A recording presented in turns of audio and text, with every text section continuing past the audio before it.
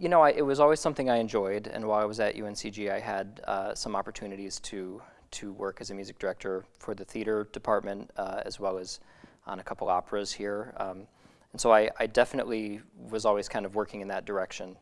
They were great here, giving me opportunities to explore that while doing the more kind of traditional classical piano performance major. So it was definitely always a goal of mine, one that I didn't quite know how to achieve until graduating. Now, did you head for New York immediately after you graduated? I did. I moved to New York. I lived in North Carolina for the summer, and then I moved to New York on September 8th of 2001, which was 3 days before a fairly huge and horrific event in New York City. So it was an interesting time to arrive in the city and start working in my field. And I moved up and was the music director of a tiny show at a tiny theater in Brooklyn, which I refer to as off-Broadway as you can get probably and still be in New York. And so I did that for a month and then just started kind of pounding the pavement as you do and figuring out what was next. What was the show? I'm just curious. The show was The Student Prince, and it was at a theater called the Gallery Players in Brooklyn that has some very distinguished alumni who have come through there. But it is actually in the basement of an adult daycare facility in Brooklyn. So it wasn't it was a far cry from a Broadway gig. What would you consider to be, if there's one job that sort of was a big break for you, what would that have been? It was definitely starting with Wicked. I did some big jobs before that, music directed some national tours, but they were all, some were non-union, some were, it was a different kind of working environment. And then along came arguably the biggest Broadway hit, certainly of my generation. So that was a game changer for sure. How does one go about securing a job like it's, that? I get asked that question a lot, and sadly there's no classified section for people who do what I do.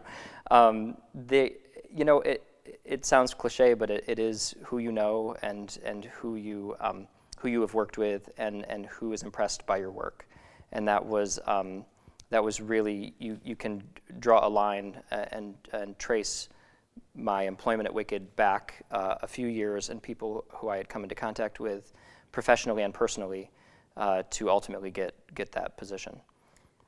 Now, as a musical director, what does that entail? I mean, I'm sure there's a lot more to it than simply playing the piano while the performers rehearse. Yeah. So tell us about that. Well, I like to say the quick answer is anything you hear when you go to a musical is my responsibility. So it's as simple as how the performers are singing their material and how the ensemble sounds and how clean the chorus sections are, to as complicated as how loud the underscoring is in a scene, or working with the sound department to make the show sound exactly right, balancing the orchestra. It's really just every layer of the experience that people listen to when they go to the theater all comes through my department. Now, a show that large, what was the most complicated part of your job? I mean, what was the hardest part of that? There's a lot of, when you start a new show, there's certainly the experience of getting it up and getting it on stage, which is an experience unlike anything else I've ever had. With Wicked, I came on board when we were mounting the first national tour. It was when I started. So the show had already been running on Broadway for close to a year, and it was still a reimagining of the show for touring. And it's a huge experience. You're making changes, you're teaching material, you're tweaking material for a specific cast or a specific principal performer. It's a really complicated 4 weeks in the rehearsal room, and then You go to, depending on the size of the show, 3 weeks of technical rehearsals, and just to get to that first performance, which is also the scariest 3 hours of your life when you first put it in front of an audience, you know, because you just don't know how it's gonna go. And I've been lucky to have that experience on a lot of new projects since Wicked, and it's always amazing. It's scary and complicated and wonderful. It's where we all do our work. And then with a long-running show like Wicked, once you do have it running, there's a huge amount of maintenance that goes into, we want the audience to have the same experience now, 10 years in, as they did you know, at opening night. And so there's a ton of maintaining of the show and rehearsals and casting and all of that goes into it. So there's, I think at various points in the process, there are very busy, very difficult, and very exciting jobs that we do just to keep the show running. Now, you said it was the scariest, 3 hours Yeah. of your life, Yes. the opening night. That might be an exaggeration a little bit, but I imagine it was also one of the most joyful. Absolutely. And so tell me a little bit about that, how you were feeling when the curtain fell after this wonderful yeah, you know, performance. it is an experience. You know, this is probably an exaggeration, but I understand maybe how people feel who skydive or bungee jump, or the thrill that you get, the adrenaline rush that you get from doing what I do is really exciting. And there's, as a conductor on Broadway, there's a really there's a great energy from where I watch the show from, because I get the energy from the stage and the energy from the pit and the energy from the audience behind me that all kind of meet right where I am, and I've often said that very few people get to experience that specific place in a performance of a show, and it can be just unreal and incredible. And I've been lucky to experience that. You know, the Wicked tour, Wicked in LA, Wicked on Broadway, and then other shows since and moving on, and it's unlike anything. Scary, but wonderful. It seems to have opened a lot of doors for you. I mean, now you're doing what, first date? First date just finished.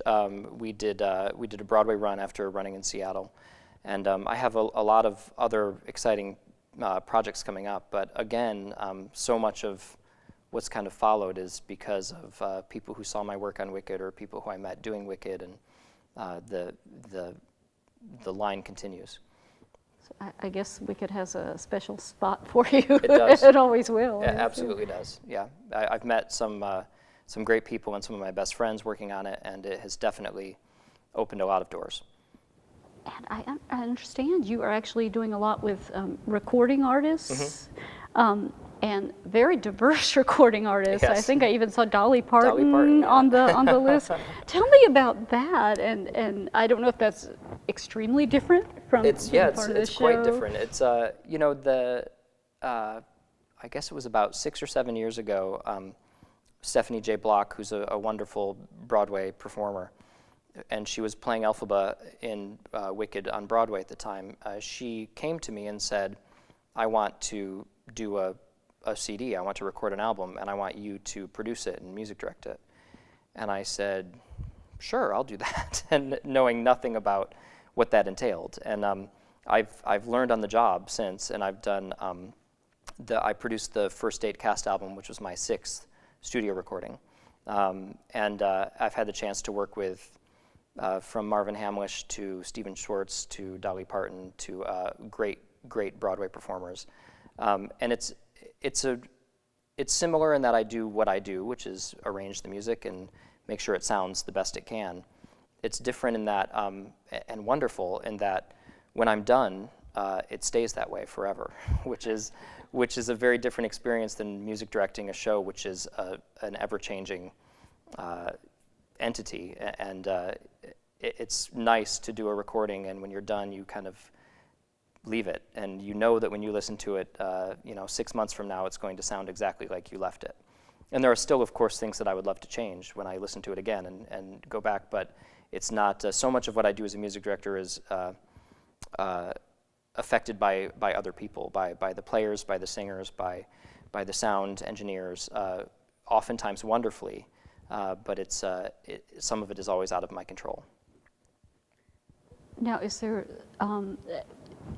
one person you've worked with who's maybe taught you the most, or that you've learned the most important lessons from, or perhaps someone you had admired for a long while and finally got a chance to work with or meet? Or It's a good question. There's been a few great moments of meeting people in the industry that have been very meaningful to me. I mean, I don't think he would ever know this, but I saw Jim Naughton in Chicago when I was, I don't know, it was probably when I was finishing high school, maybe. And I've since worked very closely with him on a developing show we're working on. And it's moments like that where people who I grew up with and who really inspired me as a young performer and music director, and then suddenly you're in the room with them and creating something with them, and that's incredibly meaningful and important to both to know that I'm kind of there with them now and working alongside them rather than just watching them from the audience and admiring what they do. And it's also really humbling because these are people that I looked up to, and there've been a few moments like that where you're suddenly in the room with a B.B. Newirth or a Nathan Lane or a Jane Krakowski and people like that who were people who I admired for quite a while. And they're all wonderful and very down to earth, and it's fun to work with them all. I noticed one of your upcoming projects was actually, and this intrigued me because I love the film, was based on Secondhand Lions. Yeah, that's actually the one I'm working on with Jim Naughton. Yeah. Tell me a little bit about that. I mean, not to give away too much. Yeah, no, it's we just did a production of it in Seattle as our kind of out of town pre-Broadway. And we've worked very closely with Warner Brothers and Mark Kaufman, who was the producer of the movie, who now is running Warner Brothers' theatrical division. And it's a great show. The book is written by Rupert Holmes, who is Broadway royalty as a writer, and the music and lyrics are by a young writing team, Michael Weiner and Alan Zachary, who I've worked with very closely for 7 years now. And it's a really great, important, fun, touching musical that it's been very exciting because I was there for the first reading of it and have been incredibly hands-on through the entire life of the show, which is a long one. I mean, shows like this we've been working on Secondhand Lions for 7 years now. So it's very important to all of us to see it ultimately get up on the Broadway stage. yeah, it kind of surprised me to see it being presented as a musical, but then when I think about the film and actually with the dream sequences, or what turn out not to be dream Right, sequences, exactly. It would lend itself quite nicely. It's a really interesting piece because it straddles two time periods, two musical styles, and it's a really touching story about the importance of storytelling and about growing up and becoming a man and all these kind of very important and very traditional themes in theater, but just told kind of with a different twist. It's a great show. I'm excited to see. We're slated, knock on wood, to come to Broadway very soon, and I hope that happens. It's been a very joyous project to be part of. Well, you've done so many wonderful things, have been fortunate and talented enough to be involved in all these projects, but I know it's not been easy. So, I mean, and there are a lot of wonderful, talented students here who probably have a dream of doing something very much like what you're doing. Is there any specific advice you would give them? There's so much. I think the big thing is, because I know this is the same in really any industry you work in, but particularly in music and opera and dance and theater, and which is you really have to show up to work ready to work and ready to do your best and well prepared, and with a positive attitude. And I think that that's been what's really helped me continue on my path, is that I try to walk into every show I do with a lot of preparation and a lot of ideas and with excitement to be there, which I think a lot of that I got from being at UNCG, to be honest. And when you do that, the doors open themselves. People take notice. People watch you work. People say, "That's a great person to have in the room with me. I'd like to work with that person again." And opportunities come. And there are certainly a lot of. I was just talking to another music director in New York about hiring certain orchestra players for an upcoming project, and she said to me, I don't know about you, but I would prefer to hire the A- player with the A+ attitude versus the A+ player with the B- attitude. And I think that's so true. Being a great player is great, or being a great singer, or a great actor, or whatever. But if you're great in the room and great to work with, that opens so many doors. And so I think that's the biggest thing that I've taken away from 10 years plus in the industry in New York is, it's not enough just to be good at what you do. It's important to be good to work with. Now, I know you graduated in 2001, and you said classical piano performance was the major. You talked about a lot of support and encouragement here at UNCG. Are there people or professors that you worked with that really did a lot for you to give you the guts to go to New York and do what you did? Yeah, well, I mean, first and foremost, Joe DiPiazza, who was my piano teacher, and not only was he a great piano teacher, but he also was understanding that I was probably never going to be a classical pianist, which I am forever grateful to him for, because his working with me and allowing me some flexibility in my schedule to pursue other things was huge, and really allowed me to focus on still being a great pianist, but a lot of other things that interested me and ultimately were the things that were going to create a career for me. And then I did a lot of accompanying while I was here, and I learned so much about working with singers and vocal technique, and I take all of that with me on this music director journey that I'm on, and so that's Carla has been a huge influence on the way I work with singers, and the entire voice faculty. I don't think there was one teacher that I didn't play for lessons in their studios and kind of absorb their style and how they worked with the singers.